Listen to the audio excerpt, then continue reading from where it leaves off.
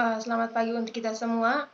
Perkenalkan, nama saya Dorothea Bertilia Serembria, NIM 1703030033. Saya mahasiswa kelas A, jurusan Sosiologi, semester 7, Fakultas Ilmu Sosial Ilmu Politik, Universitas Nusa Cendana Kupang. Dalam video kali ini saya akan membahas tentang sebuah buku yang telah saya review dengan judul Kelompok Refleksi untuk Membawa Eropa ke Warisan Budaya Online. Oke, dalam penjelasan kali ini saya akan menjelaskan beberapa bab. Bab pertama yang akan saya jelaskan itu tentang misi. Usulan komite tentang European harus dipahami sebagai cara untuk meningkatkan akses ke barang-barang digital seperti Eropa saat ini adalah salah satu alat umum dari Uni Eropa untuk melayani tujuan tertentu. Prinsip bahwa semuanya harus dilakukan untuk menjalin akses ke warisan budaya kita telah menyebabkan 3 prinsip lainnya, yaitu memiliki memandu komite dalam pekerjaannya, yaitu dengan adanya warisan budaya kita bukan hanya mewarisi masa lalu, tetapi juga merupakan suatu tubuh pengetahuan, imajinasi, dan kreativitas yang harus kita kembangkan dari waktu ke waktu. Kekayaan ekspresi budaya saat ini, yaitu pikiran dan pengetahuan, akan menjadi milik kita, yang kemudian akan menjadi warisan kita di kemudian hari, dan dan warisan digitalisasi itu akan menjadi warisan untuk generasi kita selanjutnya. Salah satu inti dari misi ini adalah untuk memenuhi akses ke ekspresi budaya dan pengetahuan tentang masa lalu, saat ini, dan masa depan. Kedua, digitalisasi lebih dari sekedar teknologi. Yang kedua, pilihan asli itu adalah tentang kewajiban moral, di mana di sebuah atau suatu barang budaya semakin banyak dikonsumsi secara online, di mana saat layar dan perangkat digital menjadi fenomena di mana-mana. Contohnya kita lihat di daerah kita atau di tempat kita, di negara kita sendiri, yaitu bahwa perubahan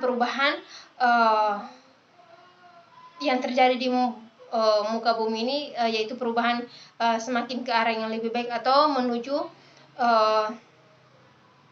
tahap-tahap yang lebih baik. Terlebihnya itu di perubahan digital atau di perubahan teknologi, di mana kita lihat bahwa sekarang untuk berkomunikasi kita tidak lagi kesulitan dalam berkomunikasi, atau kita tidak lagi kesulitan dalam melakukan segala aktivitas karena dengan adanya teknologi atau digitalisasi atau penemuan yang telah ditemukan oleh para ilmuwan. Dan yang kedua adalah tentang visi. Ini adalah tanggung jawab yang selalu penting, terletak hanya di tangan kepentingan pribadi yang belum tentu sama pendekatan jangka panjang dan kepentingan publik sebagai pemerintah. Karena budaya yang paling banyak di Eropa adalah budaya tentang kepentingan yang umum. Pemerintah dan lembaga budaya memiliki tugas untuk menjadikan budaya yang terdepan dalam digitalisasi. Namun, 2 peringatan harus segera ditambahkan mengikuti prinsip-prinsip pertama tadi. Meskipun Komite des Seix dengan tegas meyakini bahwa digitalisasi pada dasarnya adalah tugas bagi otoritas publik, namun ini tidak berarti bahwa sektor swasta tidak boleh di-involved. Kembali ke tujuan awal, bahwa untuk memperbesar akses ke warisan budaya kita, bermitra dengan sektor swasta bisa menjadi pilihan bagus untuk mempercepat digitalisasi karya dan koleksi dari masyarakat yang dominan. Digitalisasi tidak boleh menjadi alasan untuk downgrade proteksi yang sudah ada yang diberikan kepada penulis dari pencipta di sebagian besar negara-negara Eropa. Faktanya, digitalisasi dan perlindungan hak cipta lebih terjalin daripada apa yang dipikirkan kebanyakan orang. Digitalisasi melindungi seniman dari masa lalu, sementara hak penulis dan hak cipta dilindungi oleh artis-artis yang hari ini dan artis-artis yang akan datang. Oleh karena itu, saat suatu karya harus memiliki hak cipta yang jelas dan serta penulis dan pencipta yang jelas, sehingga tidak terjadinya kekeliruan atau kekacauan dalam membuat suatu karya. Takutnya tuh ada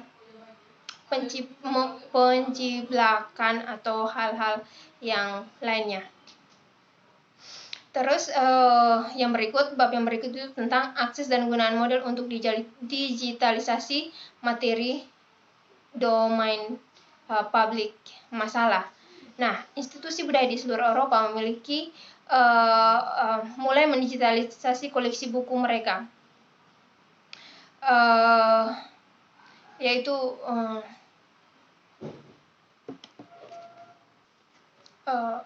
Bapak Nam ini bab berikut ini dia mengatakan bahwa segala macam bentuk contohnya seperti koran, peta dan lain-lain buku mereka semua masukkan di dalam bentuk digitalisasi atau secara online, sehingga hal tersebut itu bukan hanya dikonsumsi pada generasi saat ini, namun akan akan digunakan untuk generasi-generasi yang akan datang. Oke. Dan di situ juga pasti ada misalnya sekarang di YouTube kita memasukkan video-video di YouTube jika mendapatkan viewers atau tanggapan yang bagus dari pihak YouTube, pasti kita akan mendapatkan aksen atau kita akan mendapatkan uang dari hasil YouTube itu. Oke. Terus yang kedua itu tentang yang bab berikut itu tentang digitalisasi dan online aksesibilitas dari materi dan hak cipta. Oke, masalah hak cipta mencakup semua bentuk ekspresi, mulai dari surat pribadi hingga komersial, bahan-bahan yang diproses secara resmi seperti film, musik, buku, serta radio dan televisi siaran yang diproduksi oleh perusahaan swasta dan penyiar sektor publik. Semua itu jelas materi dipengelola lembaga budaya di Eropa. Kemudian, barang tersebut dapat diakses oleh pengguna saat ini. Misalnya contoh sekarang, contohnya hak cipta kan, contohnya itu kita lihat ada banyak pembajakan film. Contohnya itu di Facebook mereka memasukkan link-link film-film ataupun link film. Nah, itu tuh merupakan hasil dari pembajakan dan melanggar hak cipta dari suatu karya tersebut. Terus yang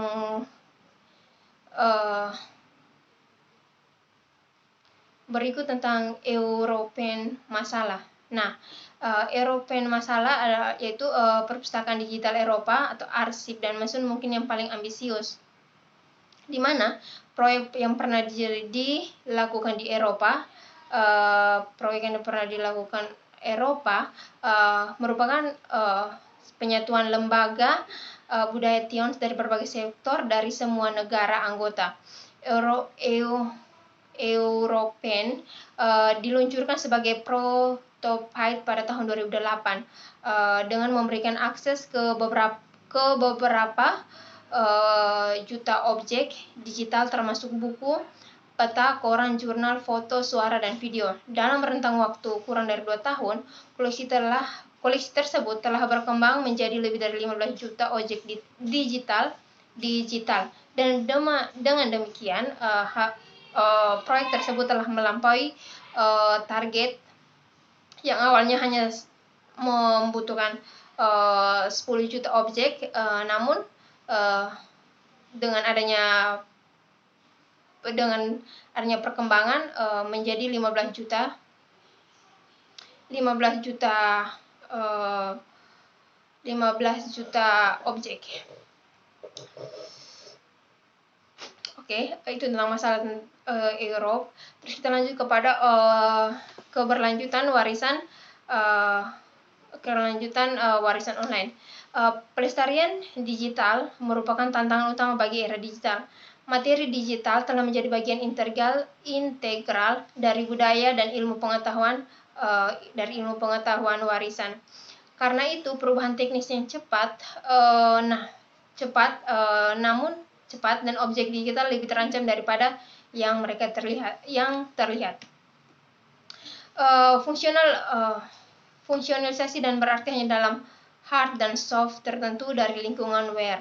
Ketika lingkungan itu berubah saat materi digital bermasalah, akan terancam dengan keusangan dan berakhir dengan kerugian. Masalah pelestarian digital secara terkait relevan dalam konteks proyek digital saat ini, hanya 22% dari lembaga cagar budaya resolusi yang mendigitalisasi koleksi atau karya-karya yang telah dibuat. Oke, mungkin hanya ini yang akan saya jelaskan dalam video kali ini. Mohon maaf jika ada salah kata. Sekian dan terima kasih. Tuhan Yesus memberkati kita semua.